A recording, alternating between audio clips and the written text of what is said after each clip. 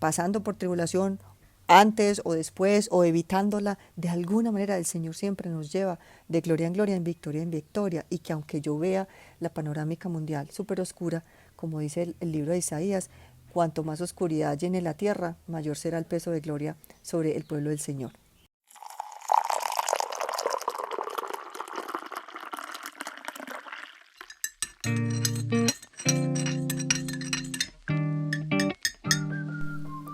Bienvenidos a otra taza de café compartida en nuestro espacio de mini pods en Paisa.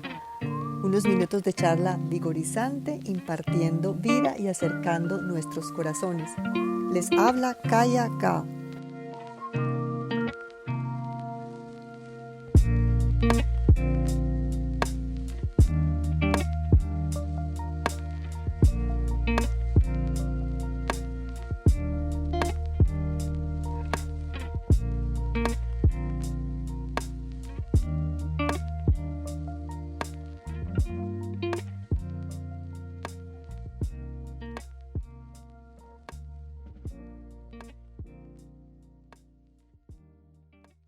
En nuestra taza de café anterior les comentaba que recientemente varias personas se me han acercado con preguntas acerca del fin de los tiempos, y sobre todo esta, que si habrá un rapto de la iglesia antes de la gran tribulación.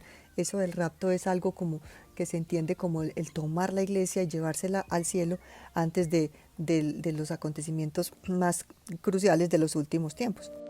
Desde el principio mi deseo fue poderles compartir ciertas herramientas que les fueran útiles para que cada quien estuviera en capacidad de hacer un estudio bíblico, dejando que el texto le instruya y le permita tener respuestas y acercamientos no solamente a este, sino a otro tipo de interrogantes similares. Al final llegué a un pequeño documento de 3 pasos muy sencillos para que quien esté interesado en este tema específico del rapto antes de la gran tribulación pueda hacer ese estudio personal. Y a manera de marco de referencia les explico ciertas condiciones que yo misma me impuse para llegar a este tipo de estudio, y que les van a ser muy prácticos para muchas otras situaciones parecidas. En primer lugar, delante del Señor, revisar la postura del corazón. ¿Cuál es la motivación por la cual uno va a hacer un estudio de estos? Que nunca sea por contienda, o que nunca sea porque quiero demostrar lo que yo siento que quiero que el texto diga. Personalmente también tuve que evacuar el tema del temor, porque me di cuenta que este asunto de la tribulación, la palabra tribulación, me producía como escalofrío. Entonces, siendo que la verdad nos hace libres, como dice el Señor, me fui a las Escrituras a explorar el uso de esta palabra tribulación, y encontré pues la maravillosa bendición de saber de que pasando por tribulación, antes o después o evitándola, de alguna manera el Señor siempre nos lleva de gloria en victoria, y que aunque yo vea la panorámica mundial súper oscura, como dice el libro de Isaías, cuanto más oscuridad llene la tierra, mayor será el peso de gloria sobre el pueblo del Señor.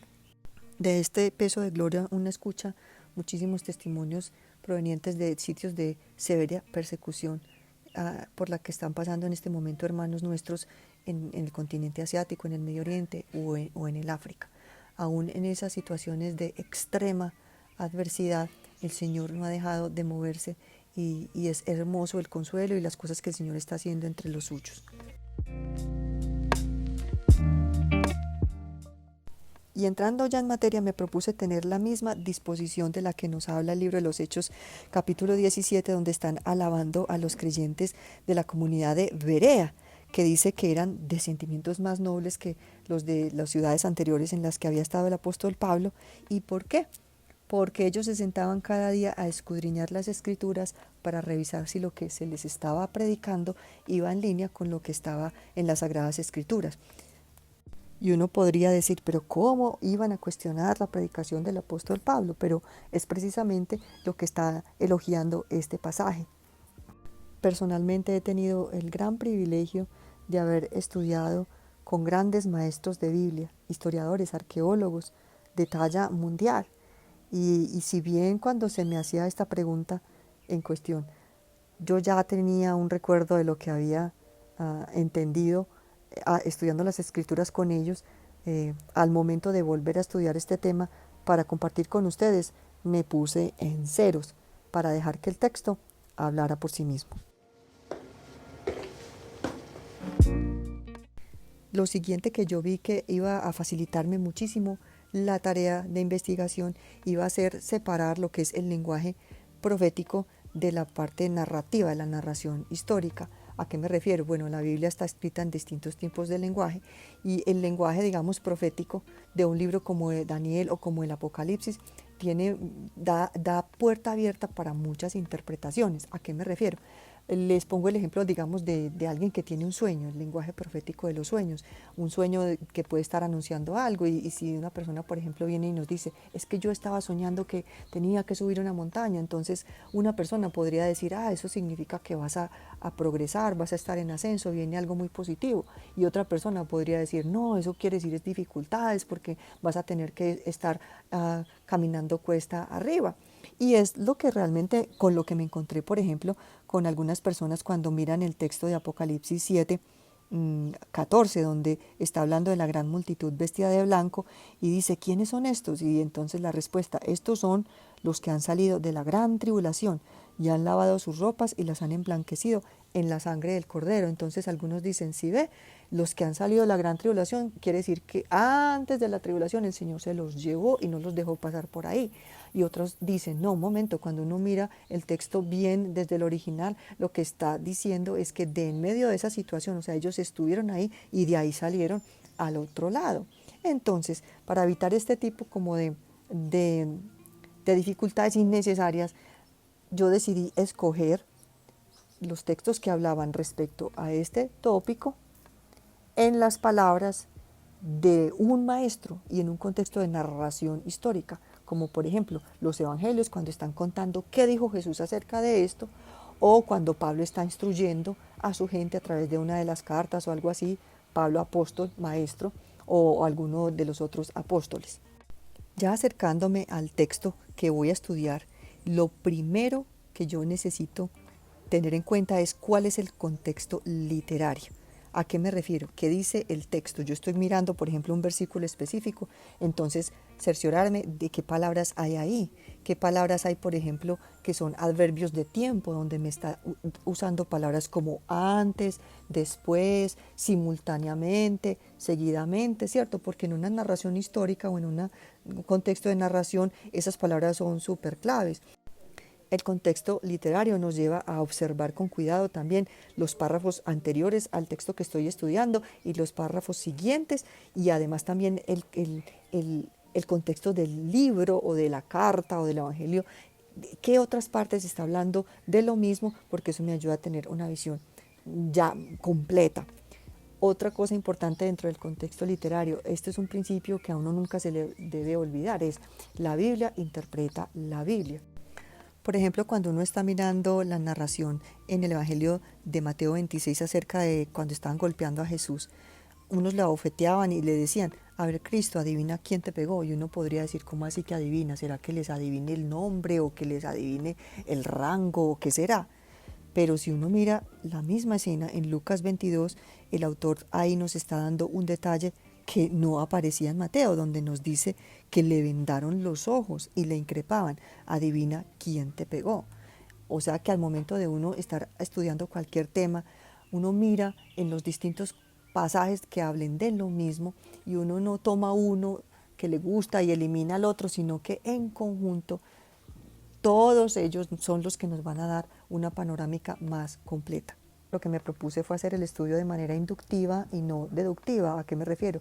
La manera deductiva es cuando uno ya trae una idea, una presuposición y uno quiere comprobar esa idea, entonces busca los pasajes que refuercen lo que yo quiero decir. En cambio, el método inductivo es donde yo me acerco al texto con reverencia y dejo que el texto hable por sí mismo. ¿Qué está diciendo ahí? Y si el texto no dice algo más, yo no le voy a añadir ese más. O sea, nunca mi interpretación va a estar por encima de lo que el texto alcanza a decir o que me está dejando de decir. Con estos principios que les acabo de compartir para acercarse a la palabra de Dios cuando uno quiere estudiar un tema específico, yo conozco gente que, por ejemplo, digamos, tiene curiosidad de qué dice el Nuevo Testamento acerca del tema del manejo del dinero y toman un Nuevo Testamento y van marcando, subrayando y estudiando todo lo que van encontrando en los evangelios, en las cartas de Pablo, en todo, y llegan a encontrar pues conclusiones maravillosas, a aprender muchas cosas. Yo hice esto, digamos, para este tema de esto del rapto y de todo esto, y llegué a estos 3 pasos que les voy a compartir, que me parecieron que eran los que condensaban y aclaraban para mí todo el asunto. Más ustedes siéntanse libres de hacer el estudio completo, tomando, por ejemplo, todo el Nuevo Testamento, estudiando este tema en cada evangelio y todo, y es un estudio que es maravilloso y les va a afianzar muchísimo la fe.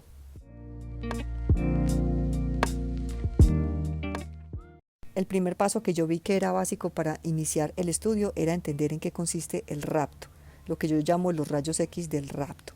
Entonces, tomando Mateo 24 del 30 al 31 y del 39 al 41, Marcos 13 del 26 al 27 y Primera de Tesalonicenses 4 del 13 al 18, leer esos textos y tomar nota de los acontecimientos que según esa respectiva narración son parte del mismo evento.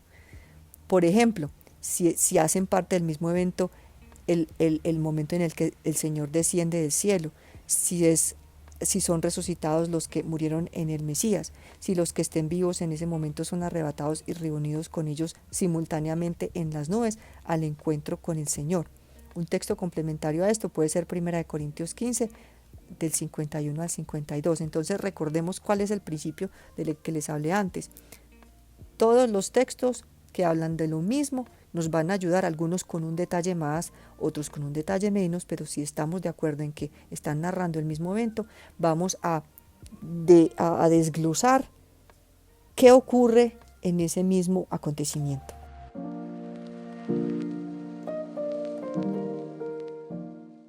Paso 2. Tomar Mateo 24 y Marcos 13, que son las narraciones más completas en palabras de Jesús de este asunto de los últimos tiempos. Ya vimos algunos pedazos en el paso 1 de estos 2 textos, pero cuando leemos los capítulos completos, la visión es más completa. Entonces, yo recomiendo leer estos capítulos subrayando cuando encontremos la palabra tribulación y marcando también con otro color todos los adverbios de tiempo que uno encuentre. Palabras como, por ejemplo, antes, después, entonces, inmediatamente, etc.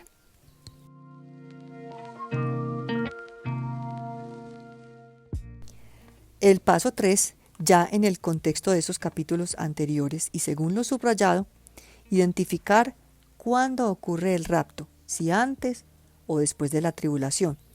Más específicamente se pueden ir directamente a Mateo 24, del verso 29 en adelante, y a Marcos 13, del verso 24 en adelante. Ahí recomiendo tomar atenta nota de frases como inmediatamente después o en aquellos días después. Entonces, mirar esto y escribir las conclusiones a las que ustedes van llegando respecto a esta pregunta inicial. Hablando del fin de los tiempos, ¿habrá un rapto de la iglesia antes de la gran tribulación?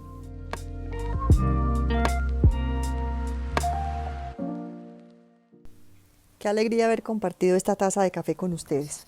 Supongo que los que van a hacer el pequeño estudio van a tener que hacer pausa para poder tomar nota de las citas bíblicas que les estoy compartiendo. De todas formas, en la descripción del mini podcast les voy a dejar un link para que puedan accesar la versión de texto de este estudio. Y ya por hoy terminamos y espero encontrarme nuevamente con ustedes para compartir otra taza de café en este espacio de mini pods en paisa.